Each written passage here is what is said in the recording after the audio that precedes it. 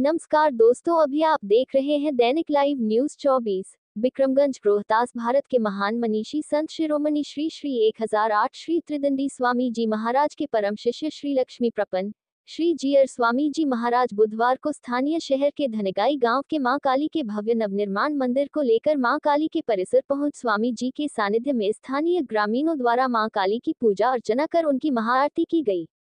साथ ही उसके उपरांत स्वामी जी महाराज धनगाई अस्पताल मैदान में प्रवचन स्थल पर पहुंच उपस्थित सभी श्रद्धालुओं को कथा का रसपान कराया और साथ ही उपस्थित श्रद्धालुओं को आशीर्वचन प्रदान किए। स्वामी जी ने कथा को श्रवण कराते हुए श्रद्धालुओं से कहा कि मानव जीवन में गृहस्थ आश्रम से महत्वपूर्ण कोई आश्रम नहीं है। यह आश्रम गृहस्थ को धर्म, अर्थ, काम और मोक्ष चारों पुरुषार्थ फल प्राप्त कराता है। गृहस्थ जीवन में रहकर भी भगवान का सानिध्य सुगमता पूर्वक प्राप्त किया जा सकता है।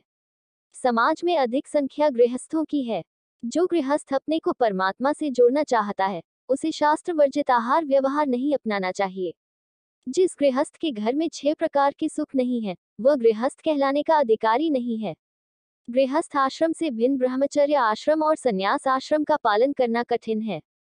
उपरोक्त बातें श्री लक्ष्मी प्रपन्न जीयर स्वामी ने शहर के धनगाई अस्पताल मैदान में प्रवचन करते हुए कही। स्वामी जी ने कहा कि सभी आश्रमों में गृहस्थ आश्रम श्रेष्ठ माना गया है। गृहस्थ आश्रम में 6 सुख आवश्यक है।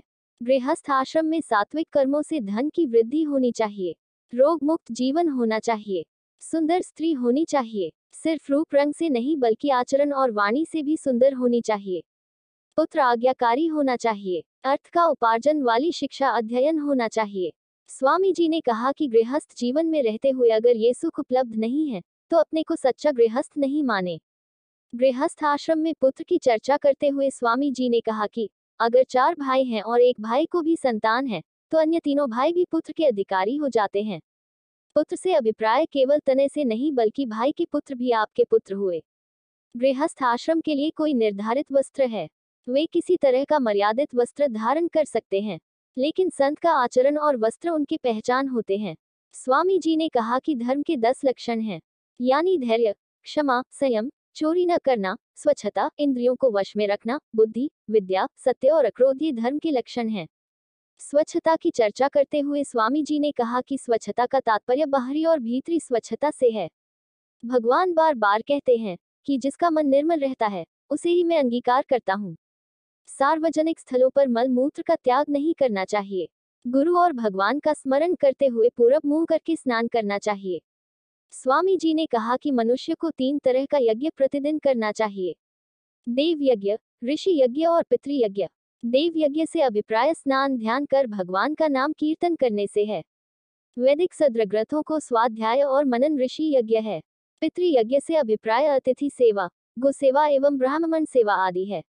मौके पर प्रवचन स्थल पर सभी श्रद्धालु लोग उपस्थित थे। लक्ष्मी नारायण नारायण नाम, आग लगे आकाश में बरसन लगे अंगार हो, आग लगे आकाश में बरसन लगे। संत नहीं होते जग में तो जल मरता संसार हो, संत नहीं होते जग में तो जल मरता संसार। श्रीमन नारायण नारायण नारायण।